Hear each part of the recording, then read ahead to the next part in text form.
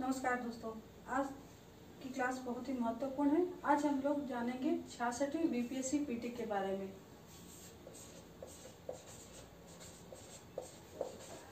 66वीं BPSC PT का फिलहाल में तो विज्ञापन नहीं आया है। हालांकि जो बीपीएससी का कैलेंडर है उसके अकॉर्डिंग में जून में एग्जाम संभावित था, लेकिन अभी चूंकि लॉकडाउन चल रहा है तो इसलिए 66वीं बीपीएससी का जो विज्ञापन है वो भी नहीं निकाला गया है। और जून में ही तो आपको 65वीं बीपीएससी मेंस का भी एग्जाम होने वाला था, लेकिन अभी उसके भी डेट बढ़ गए हैं। तो आज हम लोग बात कर रहे हैं 66वीं बीपीएससी पीटी। विज्ञापन नहीं आया है, लेकिन मोस्ट प्रोबेबली आपका जून के एंड तक विज्ञापन आ जाएगा। और जून के एंड तक विज्ञापन आने का मतलब आपका कि अगस्त में एग्जाम संभावित है। अगस्त से हार्डली अगर जाएगा तो वो सितंबर तक जाएगा। तो सबसे पहले आज हम लोग समझेंगे कि जो बीपीएससी पीटी है ये आपका किस रूप में होगा, और ये पूरा ओवरऑल बीपीएससी के बारे में बात करें तो ये जो बीपीएससी का है वो एग्जाम होता है कितने चरणों में होता है, आपको कौन कौन से फेज पार करने होते हैं बीपीएससी में सिलेक्शन होने के बाद अधिकारी बनने के लिए। सबसे पहले इतना जान लीजिए कि बीपीएससी में आपका जो एग्जाम होता है इसके 3 फेज हैं। ठीक है, सिर्फ बीपीएससी के बारे में सबसे पहले बात करेंगे हम लोग। तो सबसे पहले क्या होता है, आपका प्रीलिम्स होता है। ठीक है, जिसको पीटी के एग्जाम भी बोलते हैं, जिसके बारे में हम लोग आज डिटेल्स में पढ़ेंगे, लेकिन संक्षेप में मैं आपको समझा दे रही हूँ कि सबसे पहले क्या होता है, प्रीलिम्स होता है, फिर मुख्य परीक्षा होती है। ठीक है, मेंस का एग्जाम लिया जाता है, फिर आपका जो सिलेक्टेड कैंडिडेट है जो फाइनल मेंस में जो क्वालिफाई करते हैं उनका इंटरव्यू लिया जाता है। तो पहले चरण के बारे में हम लोग डिटेल्स में समझ रहे हैं। यहाँ पर पहले चरण में इतना समझ लीजिए कि जो प्रीलिम्स का एग्जाम होता है ये एक तरह से समझिए कि नेगेटिव सिलेक्शन होता है। जो रिक्रूटमेंट का जो प्रोसेस होता है उसमें 2 टाइप के सिलेक्शन होते हैं। रिक्रूटमेंट नेगेटिव सिलेक्शन होता है, पॉजिटिव सिलेक्शन होता है। यहाँ आपका होता है नेगेटिव सिलेक्शन, जो आपके मेंस के अभ्यर्थी हैं, ठीक है, उनको छांटा जाता है। अर्थात जो यहाँ पे अयोग्य अभ्यर्थी हैं जो मेंस में बैठ नहीं सकते हैं उनको इस एग्जाम में छाड़ दिया जाता है। तो ये हो जाता है आपका नेगेटिव सिलेक्शन।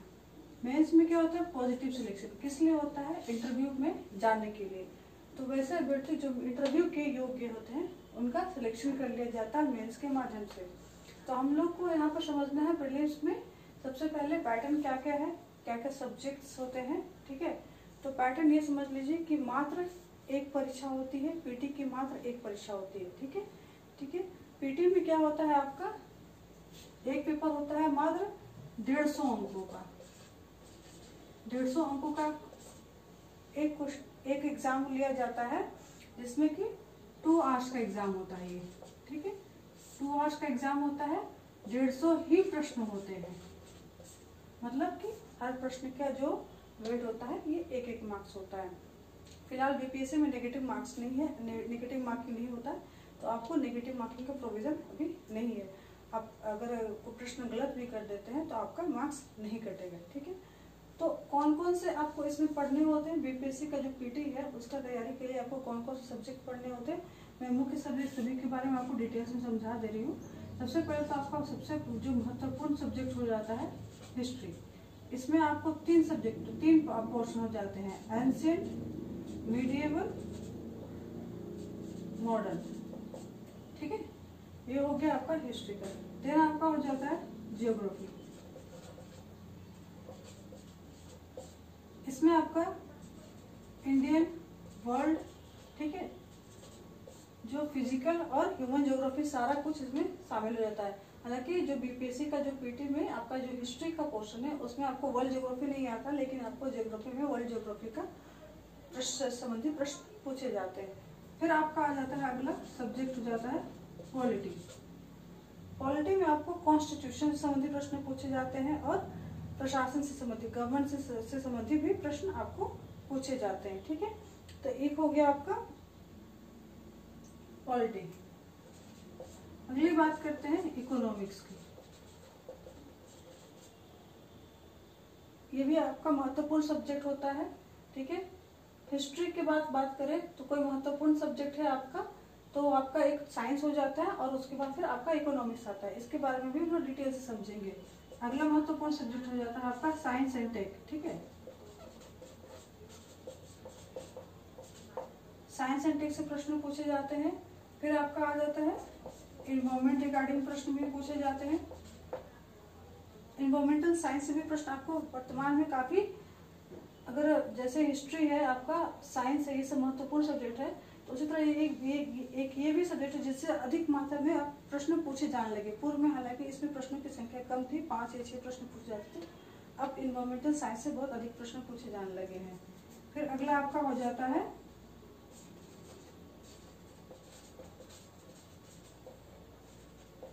Current affairs. अभी बारी बारी से हम लोग समझते हैं। देखिए, जो हिस्ट्री सब्जेक्ट है आपका, इसमें अभी अगर लास्ट के 3 और 4 ईयर्स के जो प्रश्न देखेंगे आप, तो 35 प्लस प्रश्न पूछे जाते हैं। 35 प्लस मतलब इसका सबसे अधिक वेटेज है आपका। और इसमें भी सबसे अधिक वेटेज होता है इस पोर्शन का, मॉडर्न हिस्ट्री। मॉडर्न हिस्ट्री अगर 35 प्रश्न अगर टोटल देखें तो उसमें मॉडर्न हिस्ट्री से अकेले 20 प्रश्न पूछ दिए जाते हैं। बाकी 15 प्रश्न में आपका एंशिएंट और मिडिएवल से आते हैं। ठीक है, उसके बाद अगला एक महत्वपूर्ण जो सब्जेक्ट सबसे महत्वपूर्ण है इन हिस्ट्री के बाद में आपका, तो ये आपका हो जाता है साइंस एंड टेक। अभी लास्ट की जो 3-4 वर्ष के प्रश्नों को उठाकर आप देखिएगा पीटी के, तो लगातार 20 प्रश्न आपको करीब इसी पोर्शन से आ रहे हैं। ठीक है, 20 प्रश्न कंपल्सरी रूप से साइंस एंड टेक से पूछे जा रहे हैं। ठीक है, एक और जो महत्वपूर्ण पोर्शन है आपका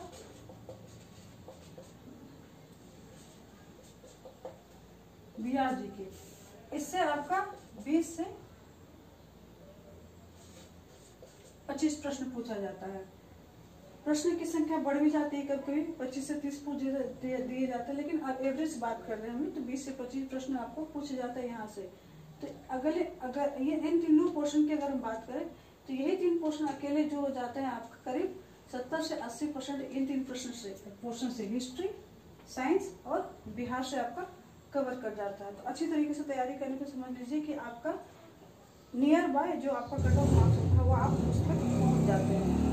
फिर आगे हम लोग बात करें तो करीब अभी जो वर्तमान पैटर्न चल रहा है, ज्योग्राफी से आपका 10 से 15 प्रश्न पूछे जा रहे हैं, पॉलिटी से एवरेज 10 प्रश्न ही पूछे जा रहे हैं, इकोनॉमी से 10 से 15 प्रश्न पूछे जा रहे हैं, और इन्वायरमेंट से भी 10 से 15 प्रश्न पूछे जाते हैं। ये एक महत्वपूर्ण पोर्शन जो हो जाता है आपका करंट अफेयर्स। जो आपका 3 मेजर पोर्शन जो मैं पहले बता चुकी थी, हिस्ट्री, साइंस, बिहार जी के, इनसे करीब आपको 75 से 80 प्रश्न पूछे आते हैं। ठीक है, जो आपका नियर बाय कट ऑफ मिल जाता है। कट ऑफ आपका 95 के अकॉर्डिंग रहता है, 95 के आसपास रहता है। लेकिन अगर उस पूरा वहां तक अगर पहुंचना है तो सिर्फ अकेले ये जो पोर्शन है, अकेले आपको करंट अफेयर से जो इस तीनों पोर्शन में अगर आप ऐड कर दीजिएगा तो आप कट ऑफ को भी पार कर जाते हैं। मतलब अच्छी तरीके से तैयारी रहती है। तो आप बस ये 4 पोर्शन को ले जा करके पढ़ कर ही आप आराम से पीटी क्वालिफाई कर सकते हैं। लेकिन सिर्फ 4 पोर्शन पढ़ना जो समझिए एक तरह से आपको खतरे में भी ला सकता है। अगर थोड़े से भी आपको 19-20 हुआ, कुछ प्रश्न आंसर करने में आपने गलती की है, तो समझ लीजिए कि आप फिर डेंजर जोन में आ जाते हैं। तो इसलिए बाकी सब्जेक्ट्स की आपको तैयारी करनी होती है। ज्योग्राफी हो गया, पॉलिटी हो गया, इकोनॉमिक्स एंड इन्वायरमेंटल साइंस। ठीक है, तो पीटी का जो आपको क्वालिफाई करना है, महत्वपूर्ण स्ट्रेटेजी है, आपको सबसे पहले उन सब्जेक्ट को पकड़ना चाहिए जो कि आपका ज़्यादा स्कोरिंग है। जैसे कि आपका हो गया हिस्ट्री, हो गया करंट अफेयर्स, उसके बाद आप साइंस और बिहार जीके। ठीक है, तो ये हो गया पीटी की तैयारी का आपका एक स्ट्रेटजी। फिर हम लोग बात करते हैं मेंस में। मेंस में कैसे आपको पैटर्न फॉलो करना पड़ता है। देखिए, मेंस में आपका जो होता है, सबसे पहले तो आपको इतना जान लीजिए कि 4 पेपर होते हैं। पहला पेपर होता है जो आपका होता है जनरल हिंदी का होता है, दूसरा हो गया GS 1, तीसरा हो गया GS 2 और फोर्थ हो गया जो आपका ऑप्शनल पेपर होता है। ठीक है, ये चारों समय की बात करें तो चारों 3-3 घंटे का पेपर होता है। 3 आवर्स का ही पेपर होता है। सभी जो ये चारों पेपर होते हैं 3 आवर्स के होते हैं। ठीक है, और मार्क्स की बात करें तो ये आपका मात्र 100 मार्क्स का होता है, ये 300 का होता है, ये भी 300 का होता है और ये भी 300 का होता है। लेकिन जब रिजल्ट में ऐड करने की बात आती है तो ना इसके मार्क्स को ऐड किया जाता है और ना ही इस पेपर के मार्क्स को ऐड किया जाता है। मार्क्स आपको ऐड किया जाएगा आपका ये टोटल यहाँ पर 900 प्लस इंटरव्यू यहाँ पर होता है 120 मार्क्स का। तो आपको 900 प्लस 120 यानी कि आपको 1020 में ही आपका जो मेरिट लिस्ट बनता है ये 1020 मार्क्स का बनता है, जिसमें कि आपका मेंस का 3 पेपर और इंटरव्यू का 120 मार्क्स ऐड होकर बनता है। हिंदी जो होगा क्वालिफाइंग होता है, उसका आपका मेरिट लिस्ट से कोई लेना देना नहीं है, तो बस आपको सिर्फ क्वालिफाई करना है। ठीक है, तो बात करते हैं हम लोग जीएस पेपर 1, जीएस पेपर 2 और ऑप्शनल पेपर की। देखिए जीएस पेपर 1 जो है आपका और जीएस पेपर 2 जो अन्य सब जो स्टेट पीसीएस में होते हैं वो सारे कुछ सारे आपका जीएस 1 और जीएस 2 में आपको कवर कर जाते हैं, जो कि आप यहाँ पर पढ़े थे। ठीक है, यहाँ पर जो आप पढ़े थे ये दोनों ये सारे के सारे सब्जेक्ट यहाँ पर इन दोनों में फॉलो अप हो जाते हैं। जैसे कि आपका जीएस 1 के लिए लेते हैं हम लोग, इसमें आपका हो जाएगा आधुनिक Bharat plus art and culture. आधुनिक भारत हो गया। आधुनिक भारत में आपका आधुनिक भारत का जो उसमें आपका स्वतंत्रता संग्राम का जो महत्वपूर्ण रोल होता है, साथ में बिहार का उस स्वतंत्रता संग्राम में क्या रोल रहा था वो पूछा जाता है। आर्ट एंड कल्चर की बात करते हैं तो उसमें आपको भारत के जो संस्कृति है उससे संबंधित प्रश्न पूछे जाते हैं, साथ साथ बिहार की संस्कृति से प्रश्न पूछे जाते हैं। ठीक है, इसके अलावा जीएस 1 में और क्या शामिल होता है, ये आपका होता है राष्ट्रीय और अंतर्राष्ट्रीय जो वर्तमान में घटना चक्र चल रहे हैं, करंट अफेयर से रिलेटेड होते हैं, वो सभी जो नवीनतम घटनाक्रम है वो सभी आ जाते हैं इसमें। ठीक है,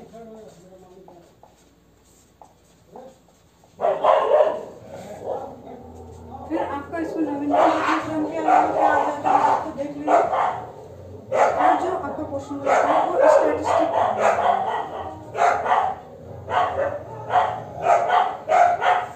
ठीक है, तो ये जो तीनों का मिलाकर के बनता है जीएस। ठीक है, उसके बाद जीएस 2 के बारे में बात करते हैं।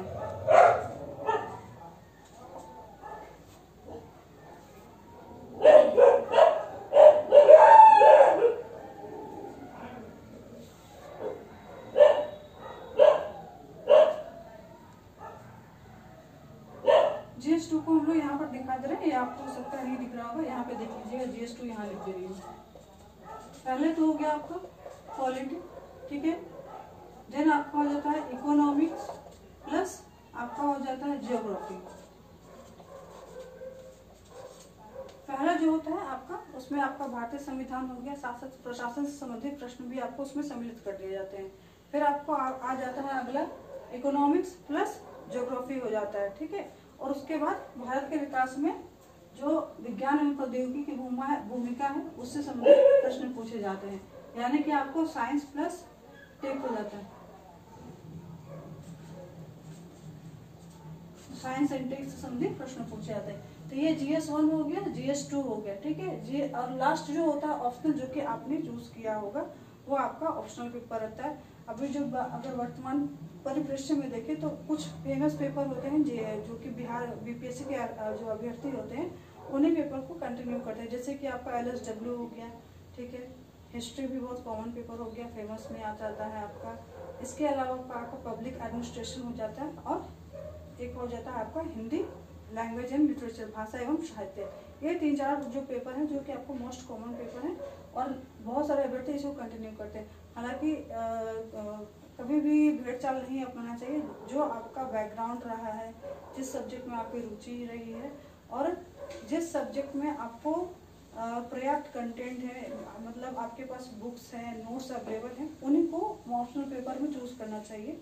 तो जो अभी आप देख लीजिए अपनी सुविधा अनुसार, अभी भी तो आपके पास कुछ दिनों का समय है। अगर आप स्पेशलिटी बीपीएससी मेंस के अभ्यर्थी हैं तो आपके पास कुछ दिन का समय है। आप चाहें तो अपने जो आपने जो जब फॉर्म फिलअप किया था 65वीं पीटी का, तो आपने जो उसमें ऑप्शन चुना था उसमें आप चाहें तो सुधार करके 65वीं पीटी के लिए 65वीं मेंस के लिए ऑप्शनल को आप चेंज कर सकते हैं। ठीक है, तो आप अपनी सुविधा अनुसार, और जैसा अभी वर्तमान में देख रहे हैं जो ट्रेंड चल रहा है जिसमें थोड़ा स्कोरिंग लगता है कि आपको ये स्कोरिंग होगा, इसमें आप आपकी रुचि अच्छी है, आप इसमें अच्छी तरह से आंसर कर पाते हैं, आपके पास पर्याप्त नोट है, उनको देख करके आप इसको तैयारी कर सकते हैं ऑप्शनल का। ठीक है, तो ये हो गया आपको हम लोग अभी फिलहाल आज हम लोग बात की थी ये पैटर्न की 66वीं बीपीएससी जो होता है उसका क्या पैटर्न है, और उसमें मुख्य हम लोग ध्यान दिए थे पीटी।